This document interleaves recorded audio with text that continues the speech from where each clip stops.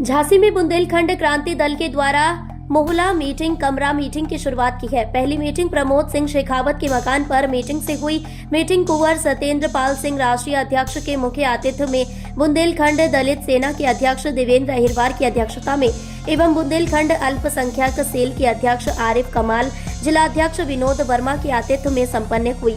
Meeting को संबोधित करते हुए राष्ट्रीय अध्यक्ष कुंवर सत्येंद्र पाल सिंह ने कहा कि आज मोहल्ला मीटिंग की शुरुआत की जा रही है। हम घर घर जाकर लोगों को अलग बुंदेलखंड राज्य का महत्व बताएंगे। हमारे बुंदेलखंड में परेशानियों का पहाड़ है, सरकार उदासीन है। अब हमें सरकार से कोई राहत नहीं चाहिए, हमें तो अलग बुंदेलखंड राज्य चाहिए और हम बुंदेलखंड राज्य लेकर रहेंगे। प्रमोद सिंह शेखावत ने कहा कि इस बुंदेलखंड की आज़ादी की लड़ाई में साहित्यकारों का भी बहुत बड़ा योगदान है। देश की आज़ादी के पहले की मधुकर पत्रिका में बनारसी दास चतुर्वेदी ने अलग बुंदेलखंड की मांग की थी। मीटिंग में देवेंद्र अहिरवार ने पानी की समस्याओं को बताया। विनोद वर्मा जी ने बिजली की समस्याओं की तरफ ध्यान आकर्षित किया। मोहम्मद आरिफ कमाल ने बताया कि बुंदेलखंड में से प्रतिदिन 20 अरब रुपए टैक्स सरकार के पास जाता है। बुंदेलखंड युवा सेना के अध्यक्ष अरविंद सिसोदिया ने कहा कि युवाओं का पलायन रोकने के लिए बुंदेलखंड जरूरी है। बुंदेलखंड छात्र संघ के अध्यक्ष आयुष तिवारी ने मांग की कि प्रत्येक गांव के जूनियर हाई स्कूल को इंटर कॉलेज किया जाना चाहिए। संचालन आयुष तिवारी ने किया। प्रमोद सिंह ने आभार व्यक्त किया। आज हम लोग बुंदेलखंड क्रांति दल के नया अभियान मोहल्ला मीटिंग कमरा मीटिंग के अंतर्गत आज 4 फरवरी को झांसी में प्रेमनगर क्षेत्र में श्री प्रमोद सिंह शेखावत जी के मकान पर हैं और आज यहाँ मोहल्ला मीटिंग का शुभारंभ हुआ। बुंदेलखंड राज्य आंदोलन के निर्माण में ये जो योजना लाई गई बुंदेलखंड राज्य आंदोलन के अंतर्गत कि मोहल्ला मीटिंग और कमरा मीटिंग, हम गली गली जाएंगे, लोगों से मिलेंगे और मिलके ये आह्वान करेंगे कि बुंदेलखंड राज्य बनाना है तो सभी को सहयोग करना पड़ेगा। सभी सहयोग करेंगे तो ये बुंदेलखंड बनेगा। आज बहुत लोगों ने विचार व्यक्त किए। हमारे भाई दलित सेना के अध्यक्ष देवेंद्र जी ने विचार अपना व्यक्त किया कि यहाँ बुंदेलखंड में पानी की कमी है। 70,000 लाख घन टन पानी बरसता है, लेकिन मानवीय प्रबंधन की कमी के कारण हम उस पानी को सुरक्षित नहीं रख पाते। जो नदियाँ बरसात में भर के चलती हैं वो जाड़ा आते आते सूख जाती हैं। लिहाजा गांव गांव में लोग पानी के लिए परेशान हैं। गांव में पीने को पानी नहीं है और खेती की कल्पना हम कैसे कर सकते हैं।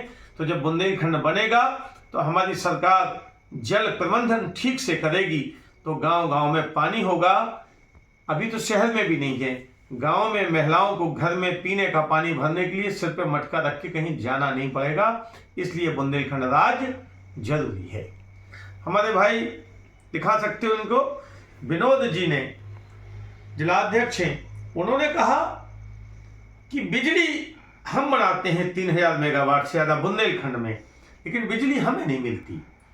गांव में किसानों के घर की महिलाओं को मिक्सी चलाना है, उन्हें भी शौक है, उन्हें भी टीवी देखनी है, उन्हें वॉशिंग मशीन चलानी है, उन्हें फ्रिज चलाना है, लेकिन उन्हें कपड़े प्रेस करना है। लेकिन गांव में जब लाइट नहीं आएगी तो कैसे कपड़े प्रेस करें, कैसे वो मिक्सी चलाएं, कैसे टीवी देखें।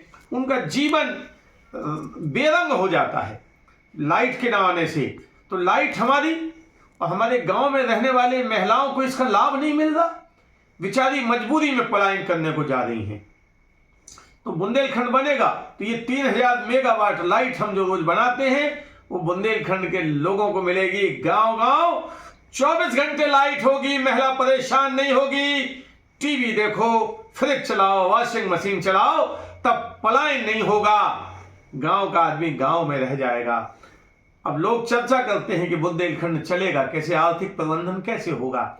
हमारे राष्ट्रीय महासचिव और अल्पसंख्यक सेल के अध्यक्ष आरिफ भाई ने बहुत अच्छी तरह समझाया और कहा कि 3 करोड़ से ज्यादा आबादी बुंदेलखंड की है और अगर हम 1.5 करोड़ लोग भी 1 लीटर पेट्रोल डलाते होंगे, कार वाले तो 10-10 लीटर डलाते हैं, तो हमारे पास 2-4 अरब रुपए रोजाना तो केवल पेट्रोल का जीएसटी आता है, टैक्स आता 2-3 अरब। अब हम दुकानों पे आ जाएं कि जो छोटी बड़ी बहुत बड़ी बड़ी मॉल हैं, छोटी परचूनी की दुकानें हैं, कम से कम इस 3 करोड़ की आबादी में 20-25 लाख दुकानें होंगी। और अगर हम किसी से 1000, 2000, 3000 जीएसटी मान लें तो 8-10 करोड़ अरब रुपए 8-10 अरब रुपए रोजाना जीएसटी कलेक्शन परचूनी और अन्य दुकानों से है। जब कोई रंग बेचता है, कोई पटाखे बेचता है, कोई खाने का सामान बेचता है, कोई ना कोई दुकान से कुछ ना कुछ सामान, बच्चों की किताबें बिकती हैं, जूते बिकते हैं, कपड़े बिकते हैं, टीवी बिकता है, इलेक्ट्रॉनिक बिकता, लोहे का सामान बिकता है। 8-10 अरब रुपए आएगा, ये पैसा आ गया हमारा। अब 72 तहसीलें हैं बुंदेलखंड में, रोजाना रजिस्ट्रियां होती हैं, अरबों रुपए का लेन देन होता है स्टाम्प पे। वो स्टाम्प का पैसा बुंदेलखंड में रुकेगा। अब इस पूरे पैसे को जोड़ लीजिए, 12, 14, 15 अरब रुपए रोजाना खरब रुक गया। और जब बुंदेलखंड में रुक गया तो बुंदेलखंड का मुख्यमंत्री, बुंदेलखंड की सरकार इस पैसे को बुंदेलखंड में लगाएगी। हमारे भाई ने कहा, अरविंद सिसोदिया ने आदमियों को समझा दे, बुंदेलखंड की जनता को, कि बुंदेलखंड बनेगा मोदी जी के बनाने से नहीं, किसी देश के प्रधानमंत्री के बनाने से नहीं, उसकी चाबी तो जनता के हाथ में है। वो चाबी है आपका अंगूठा, जिससे बटन दबाते हो वोट की मशीन का। अरे बटन दबाओ बुंदेलखंड के नाम पे, जो बुंदेलखंड के नाम पे लड़ेगा उसका बटन दबाओगे तो सरकार तक आवाज पहुंचेगी। वोट बोलता है, सरकार तक आवाज पहुंचेगी कि बुंदेलखंड बनाओ। जो कहते ना कि बटन दबाओ तो आवाज आती है पी, अरे पी नहीं, आप बटन दबाओगे आवाज आएगी बुंदेलखंड बनाओ, बुंदेलखंड बनाओ, बुंदेलखंड बनाओ। तो जनता अपने मन से सोचे कि हम पहले बुंदेलखंड के लिए हम वोट तो दे दें अपना।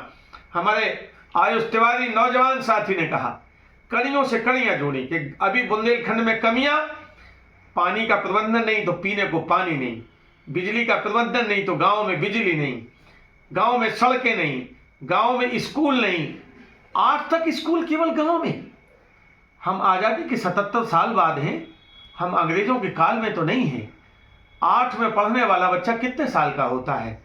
14 साल अधिकतम, 13 साल, 14 साल।